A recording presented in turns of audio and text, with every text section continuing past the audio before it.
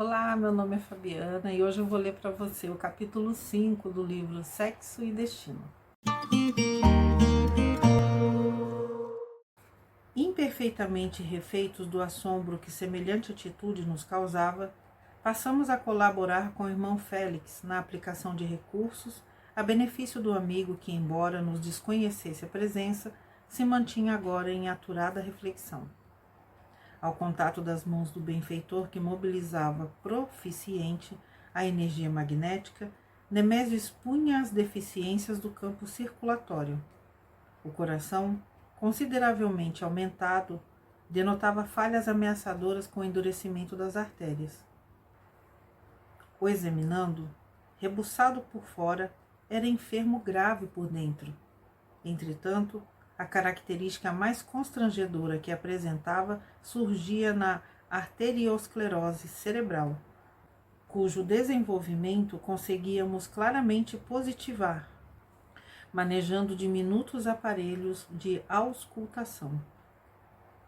Comprovando longa experiência médica, o irmão Félix apontou-nos determinada região, em que notei a circulação do sangue reduzida e informou: nosso amigo permanece sob o perigo de coágulos bloqueadores e, além disso, é de temer-se a ruptura de algum vaso em qualquer acidente mais importante da hipertensão. Como se nos percebesse a movimentação e nos registrasse os apontamentos, o genro de Neves, na cadeira estofada a que se recolhera, instintivamente respondia ao inquérito afetuoso a que lhe submetíamos a memória, elucidando-nos todas as dúvidas, através de reações mentais específicas. Acreditava-se afundado na imaginação, ignorando o que se nos revelava, por inteiro, na feição de um doente voltado para os esclarecimentos da anamnese. Rememorou as tonturas ligeiras que vinha experimentando a miúde. Vasculhava a lembrança, atendendo-nos às perguntas. Alinhava acontecimentos passados, fixava pormenores. Reconstituiu, quando possível, as fases do desconforto a que se vira tirado, subitamente, com a perda dos sentidos que sofreram no escritório dias antes. Sentira-se desamparado de chofre, ausente. O pensamento esvaíra-se-lhe da cabeça, como se expulso por martelada interior. Pavoroso delíquio que se lhe representava infindável, quando perdurara simplesmente por segundos. Retomara a noção de si mesmo, atarantado, abatido. Curtira apreensões, ensimesmado por muitos dias. Para desafrontar-se, expusera a ocorrência perante velho amigo, na antevéspera, já que não sabia como destrinçar o fenômeno. A tela rearticulada por ele na imaginação salientava-se tão nítida que lográvamos contemplá-los juntos, Nemésio e o companheiro, que lhe tomara confidências como se estivessem filmados. O marido de Beatriz inconscientemente configurava informes precisos acerca do desmaio experimentado, das inquietações consequentes, da entrevista que provocara com um colega de negócios e do entendimento cordial havido entre ambos. Consignamos os avisos que o interlocutor lhe transmitira. Não lhe cabia adiar providências. Devia procurar o médico, analisar as próprias condições, definir os sintomas. Traçou advertências. Verificava-se-lhe facilmente a fadiga. No Rio, obteria melhoras em alguma clínica de repouso. Umas férias não lhe fariam mal. Qualquer síncope, a seu ver, equivalia a puxão de campainha no apartamento da vida. Sério vaticínio, enfermidade à porta. Nemésio, calado, sem perceber que se comunicava conosco, repetia espiritualmente as alegações que formulara. Difícil a consulta. Responsabilidades em penca, o tempo escasso. Acompanhava a esposa na travessia das horas derradeiras, em doloroso término de existência, e não encontrava meios de cuidar de si. Não discutia a oportunidade das admoestações, mas admitia-se obrigado a transferir o tratamento para quando pudesse. No entanto, no âmago do pensamento, o noticiário vivo, secretamente arquivado no cofre da alma, desvelava para nós motivos outros que não tivera coragem de expender. Enternecido ao toque de amor fraterno do benfeitor que o auscultava, liberou em silêncio as mais fundas preocupações. Assemelhava-se a menino Peralta, quando espontâneo e obediente no clima dos pais. Aclarou positivo a razão da fuga a qualquer assunto relacionado com a provável submissão a preceitos médicos. Receava conhecer o próprio estado orgânico. Amava novamente, crendo-se de regresso às primaveras do corpo físico. Identificava-se espiritualmente jovem e feliz. Qualificava a afeição de Marina como sendo o reencontro da mocidade que ficara para trás. Alinhavando recordações e meditações, exibia diante de nós a tramas dos acontecimentos que lhe sedimentavam as noções precárias da vida, possibilitando-nos retratar-lhe a realidade psicológica. Beatriz, a companheira em vésperas de desencarnação, erigia-se-lhe agora no ânimo, em forma de relíquia que situaria reverentemente em breve no Museu das Lembranças mais caras. Imperturbavelmente correta e simples, transformara-se-lhe a volúpia em admiração e a chama juvenil em calor de amizade serena. Estranho ao benefício da rotina construtiva, colocara a esposa no lugar da genitora que a morte levara. Disputava-lhe, por instinto, o sorriso benevolente e a bênção da aprovação. Queria-lhe a presença, como quem se acostuma ao serviço de um traste precioso. Harmonizava-se-lhe com si próprio, ao chegar suarento em casa, descansando a cabeça fatigada em seu olhar. Entretanto, Nemésio, de formação materialista e de índole utilitária, conquanto generoso, desconhecia que as almas nobres colhem no coração esponsalício da terra, o fruto da alegria sublime, cuja pouco tempo sazona e torna mais doce, eliminando os caprichos transitoriamente necessários da casca. Insistia na conservação de todos os impulsos emotivos da juventude corpórea. Andava em dia com todas as teorias da libido. Vez por outra, demandava cidades próximas em noitadas boêmias, asseverando de retorno aos amigos que assim procedia para desenferrujar o coração. Dessas escapadas, voltava trazendo à esposa corrobelhas de alto preço que Beatriz acolhia, enlevada. No decurso de algumas semanas, mostrava-se para ela mais compreensivo e mais terno. Reconduzido, porém, mais dilatadamente aos freios do hábito, não sabia consagrar-se às construções espirituais que só a disciplina favorece e garante. Varava de novo as fronteiras que os compromissos morais estabeleciam à maneira de animal arrombando a cerca. Em determinadas ocasiões, acontecia fixar a esposa, invariavelmente abnegada e fiel, perguntando à própria alma o que sucederia se ela adotasse conduta igual à dele, e aterrava-se. Isso nunca, pensava. Se Beatriz pusesse ainda aqui de leve o voto feminino em outro homem, era capaz de matá-la, não hesitaria. Nesses momentos, impressões contraditórias agitavam-lhe o espírito limitado. Não se interessava absolutamente pela mulher, mas não toleraria concorrência à posse daquela a quem confiava o seu nome. Inquietava-se, imaginava coisas, mas recompunha-se tranquilo, recordando a esquisita conceituação de velho amigo que consumira a existência alcoolizado entre os despojos endinheirados de parentes ricos e que se lhe tisnara os sonhos do lar, quando menino, a repetir-lhe frequentemente: Nemésio, mulher é chinela no pé do homem. Quando não presta mais, é preciso arranjar outra. Compreensível que, regando a raiz do caráter com as águas turvas de semelhante filosofia, atingisse o genro de Neves, o marco dos 60 anos com os sentimentos deteriorados no tocante ao respeito que um homem deve a si mesmo. Por todos esses motivos, na quadra difícil e obscura que atravessava, reaprendera os cuidados da preservação individual. Readquirira o gosto de vestir-se com distinção, selecionando figurinos e alfaiates. Refinara a sensibilidade masculina, afeiçoara-se aos programas radiofônicos de ginástica, no que, aliás, lograra despojar-se da adiposidade oscilante. Disputava o ingresso em agremiações festivas para atualizar a linhagem e requintar o porte. Não lhe importavam as tochas brancas que lhe esmaltavam de prata a cabeleira densa.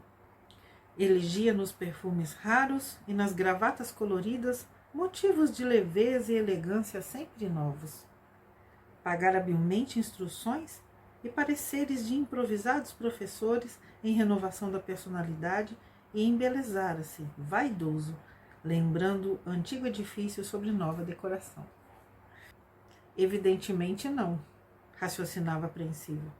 Não se resignaria a qualquer terapêutica que não fosse a de se lhe acentuar disposições ao prazer.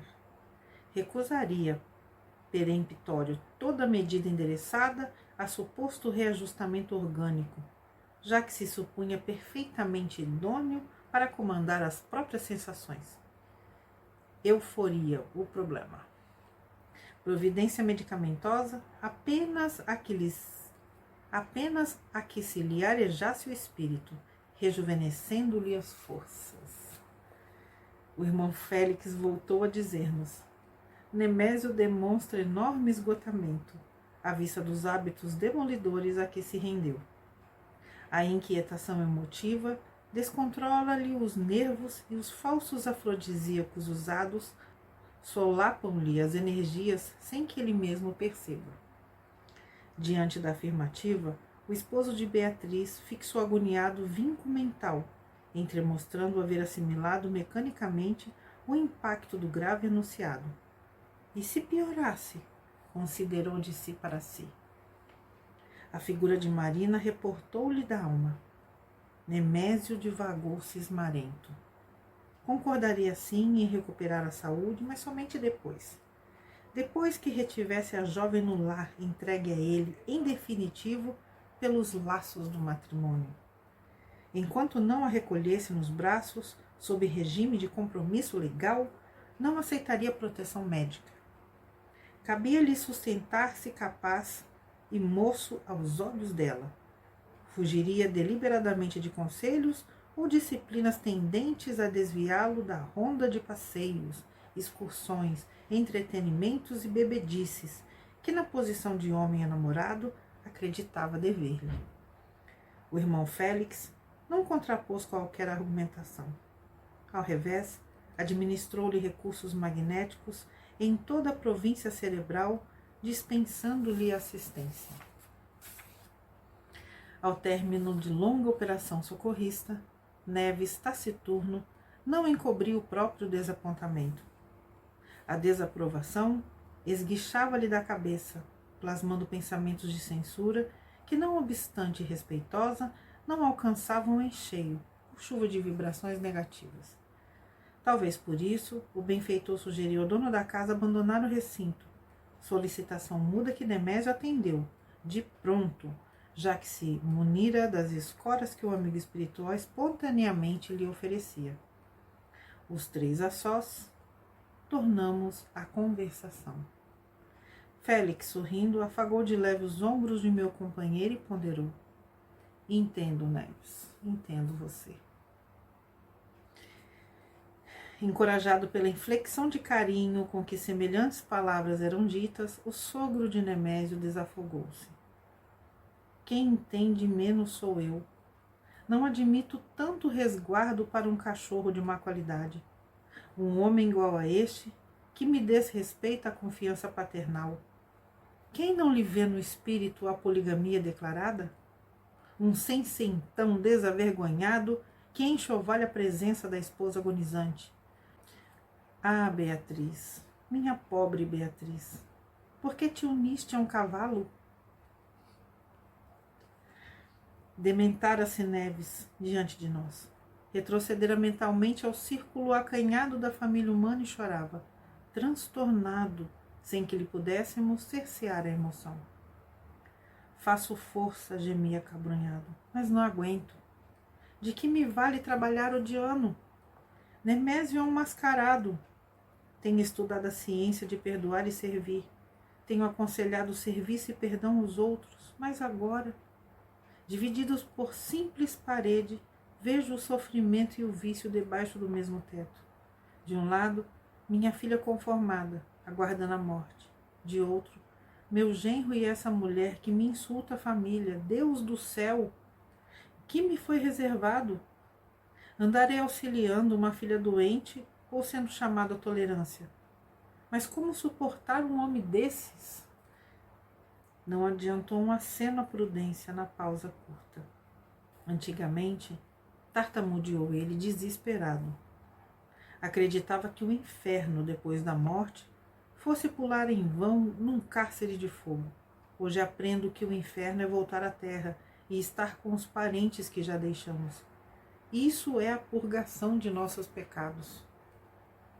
Félix aproximou-se e ponderou, segurando-lhe afetuosamente as mãos.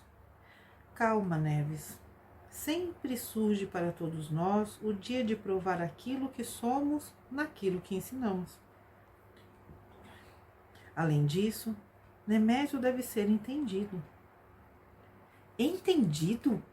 Entaramelou-se o interlocutor. Não chegará a ter visto? E acrescentou quase irônico. Sabe o senhor qual é o rapaz que vem ocupando o pensamento dessa moça?